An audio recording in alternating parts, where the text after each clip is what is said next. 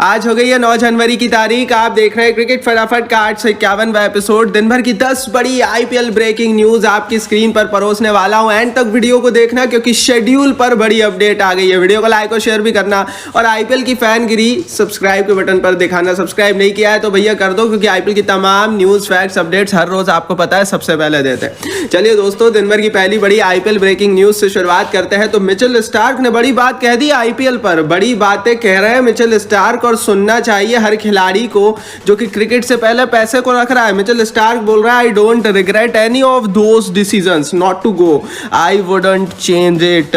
मैं ना इसे चेंज कर सकता हूं जो मैंने फैसले लिए हैं आईपीएल पर, ना मैं इसे चेंज करूंगा और ना मुझे मलाल है कि मैं इंडियन प्रीमियर लीग का हिस्सा नहीं बन पाया। मिचेल स्टार्क का यह कहना बताता है कि इस खिलाड़ी का डेडिकेशन क्रिकेट के प्रति कितना ज्यादा है। फॉर्म, क्लास, प्रदर्शन आया हो नहीं आया हो वो सब परे है, लेकिन हम सबको पता है कि अगर स्टार्क नीलामी में आते तो 10 से 15 करोड़ रुपए कहीं नहीं गए थे, लेकिन हर साल 10-15 करोड़ रुपए छोड़ना सिर्फ अपने देश के लिए, टेस्ट क्रिकेट खेलने के लिए, इस खिलाड़ी को सैल्यूट है। आगे बढ़ते हैं, दूसरी बड़ी रिपोर्ट की यहाँ से बात करते हैं। तो ऋषभ पंत को दिल्ली कैपिटल्स के कॉन्ट्रैक्ट का पूरा पैसा मिलेगा। बड़ी ब्रेकिंग न्यूज, खुशखबरी हर एक इंडियन क्रिकेट फैंस के लिए बीसीसीआई ने ला दी है, क्योंकि 16 करोड़ रुपए जो दिल्ली की टीम हर साल ऋषभ पंत को देती है और 5 करोड़ रुपए जो कि सेंट्रल कॉन्ट्रैक्ट का बीसीसीआई का पैसा है, ये जो टोटल 21 करोड़ रुपए सालाना ऋषभ पंत को मिलता है, ये ना खेलने के बावजूद भी बीसीसीआई ऋषभ पंत को देने वाला है।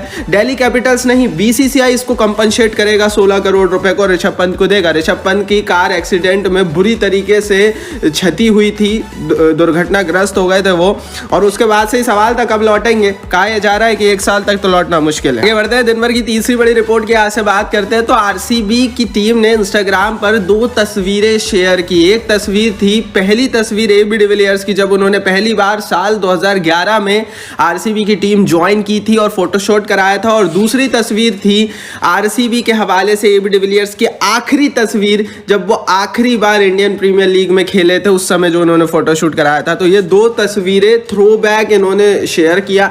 इससे एक चीज की जरूर हिंट आउट होता है, हमें ऐसा लगता है कि भैया आरसीबी और एबी डिविलियर्स के बीच फिर से कुछ पकड़ा है, और हो सकता है कि कमेंटेटर नहीं, सचमुच आरसीबी के मेंटर के रूप में ही हमें एबी डिविलियर्स नजर आया। अभी तो ऑफिशियल ऐलान हुआ नहीं है।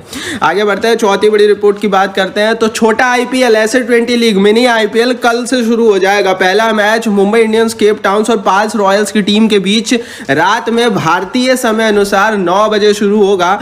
स्पोर्ट्स 18 और जियो सिनेमा 2 चैनल है, वहां देख लेना। केप टाउन से मैच आएगा, मजा आने वाला है, क्योंकि मुंबई की टीम में भी तगड़े प्लेयर्स हैं, जिसमें इंडियन प्रीमियर लीग की छाप आपको दिखेगी, और पार्स रॉयल की टीम में तो मिलर खेलने वाले हैं। सचमुच बहुत मजा आने वाला है। देर मत करना भैया, फटाफट देख लेना इस मैच को। आगे बढ़ते हैं, पांचवी बड़ी रिपोर्ट की यहाँ से बात करते हैं। तो 10 आइकन प्लेयर इस बार महिला आईपीएल में, वुमेन्स आईपीएल की नीलामी में नजर आने वाले हैं। दरअसल वुमेन्स क्रिकेट के इतिहास में पहली बार नीलामी होने वाली है, और इस नीलामी में 50 लाख की बेस प्राइस सबसे ज्यादा रखी गई है, और इस 50 लाख की बेस प्राइस में लगभग 10 महिला आइकन प्लेयर्स बिकेंगी, जिनके नाम हरमनप्रीत है, स्मृति मंदाना है, आर रॉड्रिगोज है, दीप्ति है, सैफाली है, पैरी है, लैनिंग है, जोन्स है।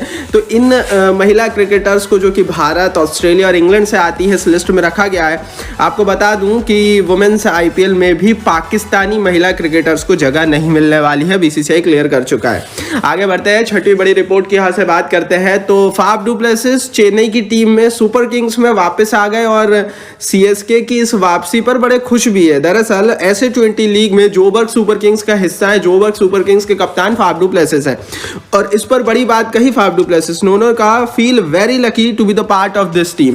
दरअसल फाफ डू प्लेसिस आईपीएल में तो आरसीबी में चले गए, चेन्नई ने गलती करी पिछले साल, हालांकि इस बार बेन स्टोक्स को लेकर गलती की भरपाई भी कर ली अपनी, लेकिन जो भैया ऐसे 20 होने वाली है ना, उसमें जोबर्ग सुपर किंग्स, जो कि सीएसके वालों की टीम है, उसमें दिखने वाले हैं। जर्सी भी सीएसके जैसी है, मजा आ जाएगा, देखना जरूर, क्योंकि प्लेसिस को हर कोई वापस सीएसके में तो देखना चाहता है। लेकिन आईपीएल में ये अब संभव नहीं हो पाएगा कि प्लेसिस सीएसके में दिखे, बट यार सीएसके की जर्सी में चेन्नई के फैंस अगर आप हैं तो आप जरूर उनको देख पाएंगे। हालांकि आरसीबी के फैंस अगर आप हैं तो आपको थोड़ा अच्छा भी नहीं लगेगा। जाहिर है आईपीएल का जादू हर जगह है। आगे बढ़ते हैं दोस्तों, बात करते हैं दिन भर की 7वीं बड़ी रिपोर्ट की। तो शेड्यूल पर बड़ी अपडेट आ गई। बीसीसीआई ने तैयार कर लिया है पूरा शेड्यूल, घोषणा शेष है, लेकिन दिक्कत आ गई है भैया। एक शेड्यूल बनाने में जो दिक्कत आ रही है वो है भैया एनओसी।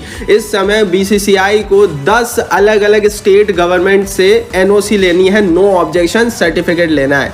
पंजाब की सरकार से भी लेना पड़ेगा, दिल्ली की गवर्नमेंट से भी लेना पड़ेगा, राजस्थान की गवर्नमेंट, गुजरात की स्टेट गवर्नमेंट, उसके अलावा दोस्तों महाराष्ट्र, तेलंगाना, आंध्र प्रदेश, तमिलनाडु, वेस्ट बंगाल, उत्तर प्रदेश, तो हर स्टेट गवर्नमेंट से एनओसी लेनी पड़ती है। और जब ये एनओसी मिलती है तभी आप उस पर्टिकुलर स्टेट में आईपीएल के मैचेस करा पाते हैं और स्टेट गवर्नमेंट आपको पुलिस सुरक्षा मुहैया कराती है खिलाड़ियों को, ग्राउंड को।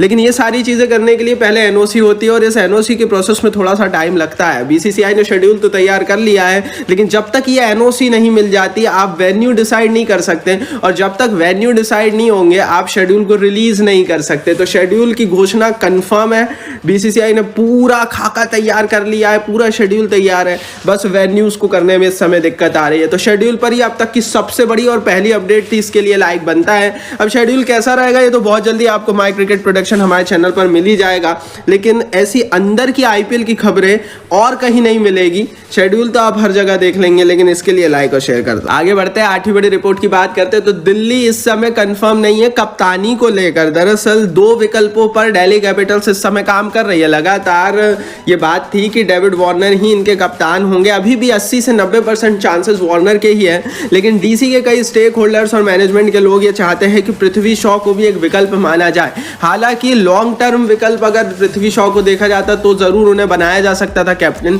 लेकिन सिर्फ एक सीजन के लिए आप डेविड वार्नर जैसे तगड़े विकल्प को ही चुन सकते हैं, क्योंकि आगे आपको पता है और मुझे भी पता है कि जब पंत वापस आ जाएंगे तो वार्नर से कप्तानी छिन जाएगी। तो अगर एक ही साल बनाना है तो वार्नर ही अच्छा विकल्प है। हाँ, अगर लॉन्ग टर्म देखा जाता है कि भैया 5-7 साल तक एक नए कप्तान की जरूरत है तो शॉ को आप तैयार कर सकते थे। तो मेरे हिसाब से वार्नर ही, अब देखते हैं ये लोग क्या फैसला लेते हैं। 9वीं बड़ी रिपोर्ट की यहाँ से बात करते हैं। तो पीएसएल में भी नई टीम आएगी, लेकिन ये टीम पाकिस्तान की नहीं होगी, ये होगी इंग्लैंड की काउंटी टीम मिडिलसेक्स के साथ इस समय पीएसएल और पाकिस्तान क्रिकेट बोर्ड की बातचीत चल रही है। और मिडिलसेक्स काउंटी के जो सीईओ है उन्होंने भी कहा है कि वो पाकिस्तान सुपर लीग में अपनी एक ओवरसीज टीम उतारने वाले। अगर ऐसा हो जाता है तो पीएसएल पहला ऐसा टूर्नामेंट बन जाएगा जिसमें डोमेस्टिक नहीं, कुछ इंटरनेशनल डोमेस्टिक टीमें भी खेल रही होगी, जो कि सचमुच एक बकवास की तरह होने वाला है। क्योंकि भैया आपको एक चीज़ बता दूं कि ये जो लीग स्ट्रक्चर होता है, ये किसी भी देश के डोमेस्टिक क्रिकेट के लिए तैयार किया जाता है, उसको बढ़ावा देने के लिए तैयार किया जाता है। इसमें विदेशी टीमें का कोई रोल नहीं होता। हाँ, ये ज़रूर होता है पैसों के लिए पाकिस्तान क्रिकेट बोर्ड ज़रूर उनकी टीम को खिला ले, बस इससे ज़्यादा कुछ नहीं होगा। 10वीं बड़ी रिपोर्ट की यहाँ से बात करते हैं। रोहित शर्मा ने मुंबई इंडियंस की अपनी पूरी जर्नी पर बड़ी बात कही। उन्होंने कहा has been an extremely exciting and emotional journey. MI का अपना जो पूरा थ्रो बैक इमेजेस और फोटोज थे वो ट्विटर और टेलीग्राम पर पोस्ट किया एमआई वालों ने, और इस पर रोहित शर्मा का ये स्टेटमेंट आया। ये थी दिन भर की 10 बड़ी खबरें। कमेंट बॉक्स में जरूर बताइए कौन सी खबर अच्छी लगी आपको, कौन सी नहीं, क्यों यूट्यूब ने कमेंट बॉक्स आपके लिए दिया भैया, तो कमेंट कर दो। इस वीडियो को लाइक शेयर कर दो अपने हर आईपीएल फैन के साथ, और सब्सक्राइब नहीं किया तो सब्सक्राइब का बटन नीचे दबा दो और बेल आइकन दबा दो।